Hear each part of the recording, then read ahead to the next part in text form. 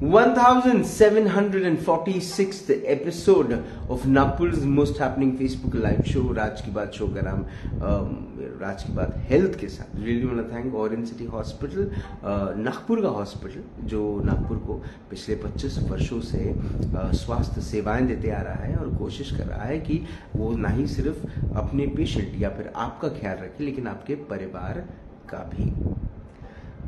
दर्द देना बड़ा आसान है, दर्द लेना बड़ा मुश्किल है, लेकिन जब आप कोई भी चीज देखते हैं तो उसे अपनी आंखों से देखते हैं और आंखों से निहारते हैं। कोई भी रंग, कोई भी खूबसूरत चीज जब आप अपने आंखों से उसे देखते हैं रियल में, तब आप किसी चीज पे विश्वास भी करते हैं। लेकिन आंखों में सबसे इंपॉर्टेंट रोल जो प्ले करता है वो करता है हमारा रेटिना। लेकिन रेटिना को लेकर इंफॉर्मेशन का माध्यम शायद कुछ नहीं है जिसे हमें ये आसान भाषा में समझें कि क्या होती है रेटिनोपैथी। प्लीज बात करने के लिए आज हमारे साथ नागपुर शहर सेंट्रल इंडिया के जाने माने ऑप्थेल्मोलॉजिस्ट है, जो कंसल्टेंट ऑप्थेल्मोलॉजिस्ट है with the orange City hospital. Please welcome doctor Sandeep Anjankar sir. Sir नमस्कार सर, स्वागत आपका आज की बात में। सर जो बात मैंने कही आंखों के बारे में, सर इन्फॉर्मेशन उतनी है कि आंखों से सब देखना तो है लेकिन आंखों के बारे में नहीं जानना है, और स्पेसिफिकली रेटिना के बारे में नहीं जानना है। रेटिना का तभी समझ में आता है जब आप दुबई के एक चेकिंग काउंटर पे रहते हैं और जब आपको वो वीजा देते रहते हैं और आपका रेटिना स्कैन करते हैं। सर रेटिना क्या है, थोड़ा सा समझाएं। Thank you for inviting me orange city. Retina क्या है कि वो एक माध्यम है जहाँ से हम देखते हैं, जिसे हम पर्दा कहते हैं जी। और दुबई के मॉल में जो आपका मिसकंसेप्शन है कि हम जो स्कैन करते हैं वो रेटिना नहीं करते, वो आइरिस को स्कैन करते हैं दुबई मॉल में, या फिर कहीं पे भी अगर आप जाते हो तो वो आइरिस स्कैन होता है। रेटिना एक पिछला पर्दा होता है जिसे हम काफी एडवांस मशीन से चेक करते हैं, जिसे हम ओसीटी मशीन है, फंडस फोटोग्राफी ऐसी मशीन होती है, इससे वो चेक होता है। ये हमारे देखने का एक माध्यम है जिसे हम स्क्रीन जैसे समझिए आप, वैसा ये स्क्रीन होती है जी। आंखों के पिछले पर्दे से फिर वो ब्रेन को जुड़ा हुआ रहता है वाया ऑप्टिक नर्व। ये रेटिना होता है, इसके ऊपर खून की नलियां होती है, एक सेंटर पोर्शन होता है जिसे मैकुला कहते हैं, जहाँ से हम देखते हैं। और सर डायबिटिक रेटिनोपैथी क्या होती है? ये एक ऐसा शब्द है जिसके बारे में आई एम श्योर आप जरूर बात करना चाहेंगे। सबसे कॉमन चीज है डायबिटीज। आज की आई थिंक 1 in 10 इंसान जो इंडिया में है सफरिंग फ्रॉम डायबिटीज। आज तक जैसे देखा जाए तो अराउंड 70 मिलियन, अराउंड 7 करोड़ लोग डायबिटीज से पीड़ित है जी। उसमें से अराउंड समझ लीजिएगा अराउंड 20 to 30% लोगों को डायबिटीज है जी। आज के दिन में ऐसा है कि it is undiagnosed, we are not diagnosed with the diabetes itself. Around 50% ऐसे लोग हैं भारत में जिनको डायबिटीज है, ये भी पता नहीं है। सो एक ये बहुत डेंजर वाली अलार्मिंग सिचुएशन है। देखा जाए तो India is now diabetic capital, यानी वर्ल्ड का डायबिटिक कैपिटल इंडिया में। सबसे ज्यादा डायबिटिक पेशेंट इंडिया में है जी। मीठे लोग हैं हम सब तो। सही बात है, लेकिन सर इसका आंखों के साथ क्या रिश्ता? आंखों में डायबिटीज के कारण आंखों की जो खून की नलियां है वो फटना चालू हो जाती है, जिसे हम डायबिटिक रेटिनोपैथी कहते हैं। छोटी छोटी खून की नलियां होती है, जैसे अपना डायबिटीज का फ्लक्चुएशन होता है जी। हाइपरग्लाइसीमिया जिसे शुगर के लेवल बढ़ जाना कहते हैं, और हाइपोग्लाइसीमिया जिसे काफी कम होना होता है। जिस तरह से ऐसे फ्लक्चुएशंस होते हैं, अगर बहुत ज्यादा डायबिटीज बढ़ जाए या फिर बहुत ज्यादा शुगर की मात्रा अचानक कम हो जाए तो आंखों की जो खून की नलियां होती है, छोटी छोटी नलियां होती है, वो फटना चालू होती है, जिसे हम डायबिटिक रेटिनोपैथी कहते हैं। ये अनकंट्रोल्ड डायबिटीज के कारण होता है, जो मोस्टली टाइप 1 या टाइप 2 ऐसे डायबिटीज दोनों में मिलता है। लोगों का मिसकंसेप्शन ये है कि सिर्फ इंसुलिन जिनको चल रहा है उनको डायबिटिक रेटिनोपैथी या फिर डायबिटीज के कारण प्रॉब्लम होता है।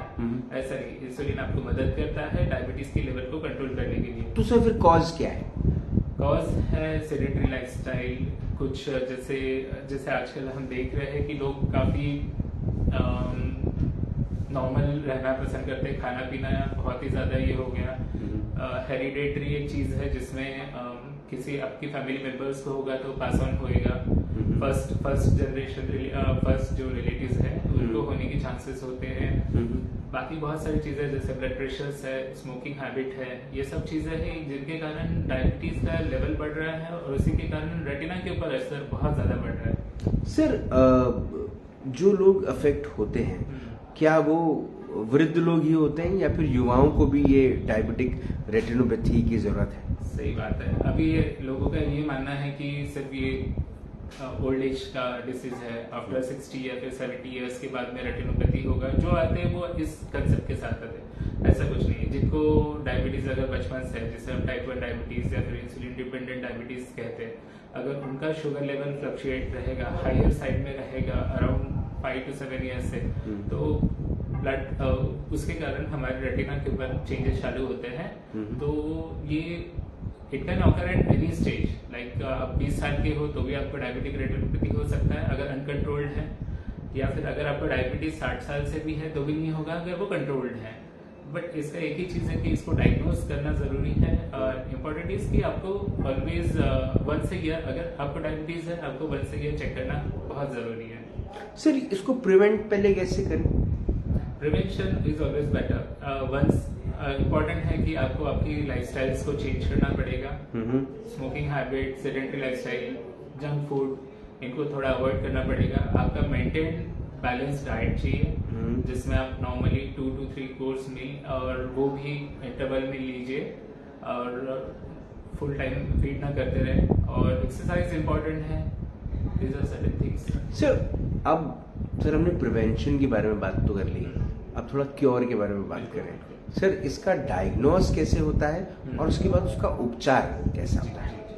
सबसे इम्पोर्टेंट है कि अभी इसका हमने जैसे देखा प्रिवेंशन में हम और एक चीज देखेंगे कि अगर किसी को, जैसे मैंने पहले भी बताया कि जिसे डायबिटीज है उसमें वंस अ ईयर चेकअप करना है, क्योंकि ये अचानक से होने वाला नहीं है, धीरे धीरे प्रोग्रेस होता है। तो इसका क्योर भी उसी तरह से है कि जैसे वो प्रोग्रेशन रहेगा डिसीज का, वैसे उसका क्योर रहता है।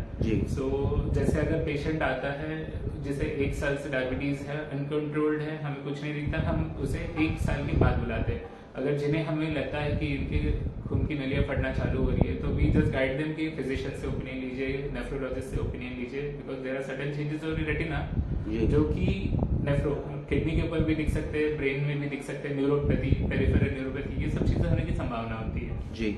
सो यहाँ पे इम्पोर्टेंट है कि आप किस तरह से प्रिवेंट करेंगे इन सब चीजों को, और उसका क्योर क्या है। तो फर्स्ट स्टेज में रहेगा जैसे हम माइल्ड टू मॉडरेट रहते हैं, इनमें हम फॉलो अप करते हैं पेशेंट को with medicine, oral hypoglycaemic medicine या फिर इंसुलिन, वॉटेवर जैसे मेडिसिन के डॉक्टर को लगता है। उससे अगर उनका ब्लड शुगर लेवल्स कंट्रोल रहते हैं, ब्लड प्रेशर्स भी कंट्रोल रहता है, तो ये खून की नलियां नहीं फटेगी and we can just observe. अगर इससे सीवियर स्टेज में जाता है, जैसे moderate to severe non proliferative, फिर हमें उनको कुछ एंजियोग्राफी या फिर ओसीटी स्कैन, ये कुछ डायग्नोस्टिक टेस्ट है जो हम करते हैं, जिनमें जिस तरह की बदलाव है उस तरह से ट्रीटमेंट होती है। जैसे अगर हमने एंजियोग्राफी किया, हमें वहां पे कुछ लीक्स मिल रहे हैं जिसे हम प्लोरिफरेटिव डायबिटिक रेटिनोपैथी कहते हैं, तो उसके लिए लेजर एक ट्रीटमेंट का माध्यम होता है जिसमें हम पैरानाटाइनल फोटोकोगुलेशन PRP 3 सेटिंग्स में करते हैं। एक आंख की 3 सेटिंग्स होती है जिसमें 3 से 4 सेटिंग्स में हम पूरा रेटिना को जो जहां से भी ब्लड फ्लो हो रहा है या फिर जहां पे भी हमें लग रहा है कि लीक एरियाज है उसे हम कवर अप कर लेते हैं। सेकेंडली ये हो गया पैरानाटाइनल फोटोकोगुलेशन। अगर रेटिना में कभी सूज आती है, जिसे हम क्लिनिकली सिग्निफिकेंट मैकुलर एडिमा कहते हैं, CSME, इसमें क्या होता है कि जो रेटिना का सेंटर पोर्शन होता है वहां पे सूजन आ जाती है जहां से हम देखते हैं, तो अचानक से धुंधला दिखना चालू होता है, बीच का पोर्शन काला दिखता है, टेढ़ा टेढ़ा दिखना चालू होता है, इसे हम मैकुलर एडिमा कहते हैं। इसके लिए फिर इंजेक्शन उपाय होता है, जैसे काफी तरह के इंजेक्शन होते हैं जिसे हम एंटी-VEGF कहते हैं, या फिर कुछ स्टेरॉइड्स के इंजेक्शन होते हैं जिसे हम इम्प्लांट्स होते हैं वो दे सकते हैं डिपेंडिंग ऑन द सिवियरिटी। और प्लोरिफरेटिव स्टेज एक ऐसी स्टेज है जहाँ पे काफी खून की नलियां बढ़ना चालू हो जाती है, नए खून की नलियां बनना चालू हो जाती है। ये स्टेज काफी डेंजरस होता है। इसे प्रिवेंट के लिए हम लेजर्स करते हैं, इंजेक्शन देते हैं। कभी कभी ऐसा होता है कि अचानक से खून आना चालू हो जाता है आंखों में, जिसे विट्रियस हेमरेज कहते हैं। उसे कंट्रोल करने के लिए हमें फिर अल्टीमेटली सर्जिकल ऑप्शंस पे जाना पड़ता है, जिसे हम पास लेना विट्रेक्टमी कहते हैं। इसमें हम रेटिना के अंदर जाते हैं वाया दूरबीन, सब कुछ दूरबीन के थ्रू होता है। आंखों के अंदर रेटिना के ऊपर सर्जरी करते हैं, खून को निकालते हैं, लेजर करते हैं, कभी ऑयल की जरूरत पड़ती है, कभी गैस, इस तरह से हम उसे बंद करते हैं। इससे भी अगर ज्यादा होता है, जिसे हम ट्रैक्शनल रेटिनल डिटैचमेंट कहते हैं जी, जहाँ पे रेटिना खींच जाता है जी, तो रेटिना पूरी तरह से क्रम्पल होना चालू हो जाता है, जिसे हम ट्रैक्शनल रेटिनल डिटैचमेंट कहते हैं। फिर इसके लिए हमें सर्जिकल ऑप्शन ही बचता है, हम लेजर करके पहले रेटिना को स्टेबल करते हैं, फिर सर्जरी करके जितने भी ट्रैक्शन है रेटिना के वो रिमूव करके रेटिना को सेटल करते हैं। जैसे जैसे ये स्टेजेस बढ़ती है वैसे वैसे प्रोग्नोसिस, आंखों की दिखने की जो क्षमता है वो कम होती जाती है। सो प्रिवेंशन और क्योर में तो यही है कि आपको जितना जल्द से जल्द ट्रीटमेंट चालू हो उतना वो बेटर है, जितना लेट स्टेज में होगा उतना आपकी आंखों के लिए वो हानिकारक है। तो जब भी कोई हमारी बॉडी में गड़बड़ी होती है तो हमारी बॉडी जो है वो हमें कहीं ना कहीं एक एक महसूस करवाती है, कहीं ना कहीं कुछ ऐसी चीजें होती हैं जिससे हमको ये महसूस होता है कि हमको ये प्रॉब्लम होने हो सकती है या बड़ी प्रॉब्लम इससे हो सकती है। सर, जब रेटिना डायबिटिक रेटिनोपैथी के बारे में बात हम जब कर रहे हैं तो सर कुछ ऐसे चीजें क्या शुरुआत से होना शुरू होती है जो कहीं ना कहीं एक एहसास देती है कि कुछ बड़ा हो सकता है? सही है, जैसे डायबिटीज आपको पता चलता है कि उसमें आपकी थोड़ा सा चक्कर आ रहा है, यूरिन बढ़ जा रहा है, उसी तरह से आंखों में भी ब्लरिंग ऑफ विजन आना चालू होता है, धुंधला दिखना चालू हो जाता है। कभी कभी डायबिटीज अचानक बढ़ने से आपका धुंधलापन बढ़ जाता है, जिससे अकोमोडेशन में इश्यू आते हैं, लेंस में भी चेंजेस आते हैं, लेंटिकुलर चेंजेस आना चालू होता है। ये काफी चीजें जो होना चालू हो जाती है जैसे जैसे डायबिटीज बढ़ता है जी।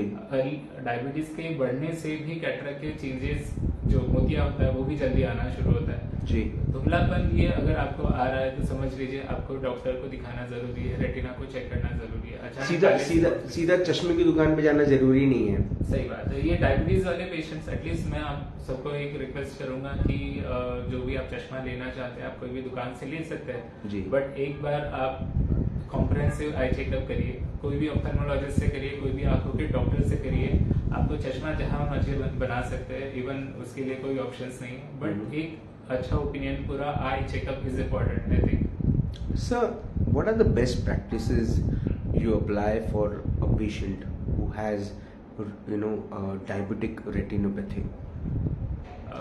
once a 6 months checkup is important। सबसे इम्पोर्टेंट है 6 महीने से रेटिना को चेक कराते रहिए। जिनको अगर डायबिटिक रेटिनोपैथी है, अगर हमें कोई बदलाव दिखते हैं हम उसे तुरंत उसके लिए ट्रीटमेंट चालू करते हैं। वो मेरे हिसाब से इतना इम्पोर्टेंट है कि आपको डॉक्टर के पास पहुंचना, डॉक्टर आपका जो समय रहेगा उस हिसाब से आपको इसका सोल्यूशन देंगे। सर, सीडेंट्री लाइफस्टाइल या बैड लाइफस्टाइल के इफेक्ट जो हैं वो किस तरह से होते हैं sir? Not just with retina, with eyes, but also generally. What's your opinion? Yes, जैसे कि आप जानते हैं सीडेंट्री लाइफस्टाइल से काफी चीजें होती है, ओबेसिटी बढ़ती है, अपना लेथार्जी आ जाता है, वो सब चीजें ऐसा होता है कि इसके कारण आपका जो मेटाबॉलिज्म लेवल होता है वो कम हो जाता है जी। तो मेटाबॉलिज्म जब कम होगा तब आपकी खून में शुगर की मात्रा बढ़ेगी and that might lead two diabetes formation, जिसे हम टाइप 2 डायबिटीज कहते हैं जी, जो कि बाय द एज या फिर it is not related with normal type like insulin dependent. Sir, ये बात जनरली लोगों को नहीं पता कि डायबिटीज से आपकी आंखों को भी एक बहुत गहरा असर पड़ सकता है। लोगों को सिर्फ यही लगता है कि शुगर का प्रॉब्लम है तो एक तो आप सलाइन लगाते रहिए और दूसरा आपके लिवर पे इसका बहुत ज़्यादा असर पड़ेगा या किडनी पे असर पड़ेगा। आंखों के बारे में, रेटिना के बारे में मुझे ऐसा लगता है कि लोग अपने सपनों में भी नहीं जानते होंगे कि उनकी आंखों को एक बहुत गहरा असर पड़ सकता है। लेकिन also become blind. Yes, patients blind होके भी आते हैं हमारे पास। बहुत समय ऐसा होता है कि पेशेंट को रिलेटिव्स हाथ पकड़ के हमारे केबिन में बिठाते हैं और that is a and stage of disease. उस समय आँख खत्म हो गई रहती है कि हम उस समय कुछ कर नहीं पाते।